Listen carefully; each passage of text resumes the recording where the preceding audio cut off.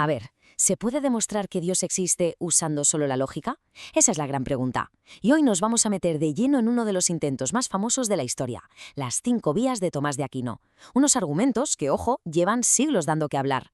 Y es que la pregunta tiene tela, ¿eh? ¿Cómo demuestras algo que no puedes ver, que no puedes tocar, que no puedes meter en un laboratorio? Pues ese es, ni más ni menos, el pedazo de reto que se planteó nuestro protagonista. Nos vamos al siglo XIII. Allí, un filósofo y teólogo, Tomás de Aquino, dijo: «Vale, voy a intentarlo». Pero su plan no era usar la fe sin más, no. Su herramienta iba a ser la lógica pura y dura. Vamos a ver qué tal se le dio. Vale. Primera parada. Antes de meternos en faena con las 5 vías, hay que entender de dónde salen. Porque, a ver, no es que las publicara en un folleto. Son, en realidad, unas pocas páginas dentro de una obra, de una obra gigantesca. Estamos hablando de la Summa Theologia, y aquí, ojo, llega la primera sorpresa. Uno podría pensar que semejante tocho era para supereruditos, ¿no? Pues no. Estaba pensado como un manual para principiantes, para estudiantes de teología. De hecho, las famosas 5 vías son solo un articulito de nada entre más de 3000 que tiene la obra. Increíble. Y no es una interpretación, ¿eh? El propio Aquino lo dice en el prólogo. Su objetivo era enseñar, hacer que lo complicado se entendiera. Y esta idea, la de la claridad, es fundamental para pillar su método. Vale. ¿Y por dónde se empieza a construir un argumento tan ambicioso? Pues la estrategia que elige Aquino lo es todo. Es la clave de su razonamiento y hay que entenderla bien. A ver, en filosofía, para que nos entendamos, hay como 2 grandes caminos. Por un lado, el a priori. Esto es como las mates. Partes de una definición, de una idea, y de ahí sacas conclusiones sin ni siquiera mirar por la ventana. Por otro, está el a posteriori, que es más bien hacer de detective. Miras las pistas que hay en el mundo real, los efectos, para intentar averiguar la causa. ¿Y qué camino elige Aquino? Pues el del detective, clarísimo. Exacto. Se lanza de cabeza al argumento a posteriori. Y esto es súper importante. Significa que no empieza a teorizar en las nubes con una definición abstracta de qué es Dios, no. Empieza con los pies en la tierra, observando el mundo. ¿Y por qué este camino y no el otro? Pues porque Tomás de Aquino pensaba que la existencia de Dios, para nosotros, los seres humanos, no es algo evidente, no es algo que se vea a simple vista. Así que, si hay alguna prueba, hay que buscarla en sus efectos, o sea, en el universo que nos rodea. El punto de partida, y esto es la clave de todo, es la observación. Muy bien. Y con todo esto claro, ahora sí nos vamos al meollo de la cuestión. Vamos a destripar las 5 vías una por una. Vamos con la primera. La primera es el argumento del movimiento. Y un detalle importante. Cuando dice movimiento, no se refiere solo a que algo se desplace. Se refiere a cualquier tipo de cambio. La lógica va más o menos así. Por todas partes vemos cosas que se mueven, que cambian. Vale. Segundo paso. Nada se mueve solo. Siempre hay algo que lo pone en movimiento. Imaginaos un tren. Un vagón se mueve porque lo arrastra el de delante, ya es el de delante. Pero si esa cadena de vagones fuera infinita hacia atrás, ¿qué movería el tren? Pues no se movería. Tiene que haber algo al principio, una locomotora, un primer motor, que arranca todo, pero que a él no lo mueve nadie. Venga, la segunda vía. Es muy parecida a la primera. Solo que en vez de fijarse en el movimiento, se fija en la causalidad. Es el argumento de la causa eficiente. Podríamos llamarlo el efecto dominó cósmico. La idea es bastante intuitiva. Todo lo que vemos tiene una causa, ¿verdad? Y, lógicamente, nada puede ser la causa de sí mismo. Sería absurdo. Pues igual que con el tren, esta cadena de causas no puede ser infinita. Piensa en fichas de dominó. Si ves caer una fila, sabes que alguien tuvo que empujar la primera. Pues lo mismo. Tiene que haber una primera causa que lo inicie todo.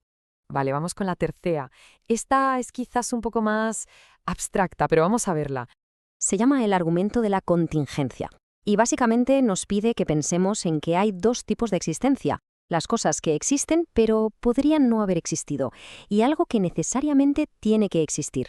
Por ejemplo, nosotros los árboles, los planetas, somos contingentes. Existimos, pero podríamos no haberlo hecho.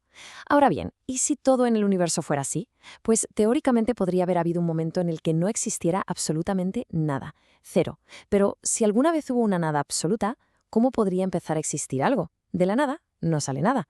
La conclusión es que para que existan cosas ahora tiene que haber existido siempre algo que no puede no existir, un ser necesario. Perfecto, vamos a por la cuarta. Aquí cambiamos un poco el chip. Es el argumento de los grados de perfección. Y este ya no va de cadenas de causas, sino de valores. Hablamos de cosas como la bondad, la verdad o la nobleza. A ver, el razonamiento es el siguiente. En el día a día decimos que algo es bueno, otra cosa es mejor. Para poder hacer esas comparaciones necesitamos un punto de referencia, uno estándar, un máximo de bondad. Aquino argumenta que ese máximo no puede ser solo una idea en nuestra cabeza, tiene que existir de verdad y ser la causa de todos esos grados de perfección que vemos. Y con esto llegamos a la quinta y última vía. El argumento de la finalidad. Este es, para mucha gente, el más fácil de entender, el más intuitivo, porque se fija en el orden, en el propósito que parece haber en la naturaleza. Aquino se fija en que las cosas que no tienen inteligencia, piensa en una bellota que se convierte en roble o en los planetas girando, actúan siempre de una forma ordenada, como si tuvieran un objetivo. Y para explicarlo usa una analogía genial, la de la flecha y el arquero. Una flecha no llega a la diana por casualidad, llega porque un arquero inteligente la ha apuntado. Pues de la misma manera, si el universo parece actuar con un propósito, debe ser porque hay un director inteligente que lo guía todo. Vale, estas son las 5 vías. Para Tomás de Aquino eran argumentos lógicos y sólidos. Pero claro, aquí no se acabó la historia, ni mucho menos. De hecho, lo que hicieron fue abrir un debate filosófico que, bueno, sigue abierto hoy en día. Este debate se convirtió en un clásico de la filosofía. Durante siglos, las vías tuvieron un peso enorme. Pero luego llegó el siglo XVIII, la Ilustración, y con ella filósofos que las pusieron en jaque, y desde entonces la discusión no ha parado. Y las críticas no son ninguna tontería, ¿eh? Son bastante potentes. David Hume se preguntó, ¿estamos seguros de que una causa siempre produce el mismo efecto, o es solo una costumbre de nuestra mente? Luego llegó Immanuel Kant y fue todavía más lejos. Dijo que nuestra razón tiene un límite, solo puede entender el mundo que percibimos. Intentar usarla para probar algo que está más allá es hacer trampas. Y claro, hoy en día muchos dicen que todo esto se basa en una física, la de Aristóteles, que está más que superada. Entonces, llegamos a la pregunta del millón. Si estas vías tienen tantas críticas, ¿por qué seguimos dándoles vueltas casi 800 años después? ¿Qué es lo que queda de todo esto?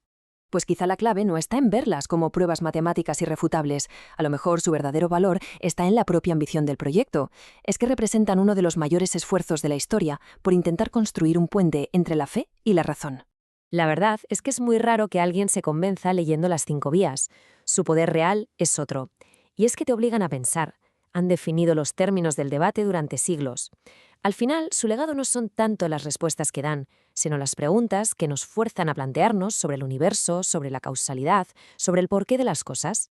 Y así, el trabajazo monumental de Aquino nos deja con una pregunta que sigue totalmente vigente. ¿La lógica y la fe tienen que ir por caminos separados?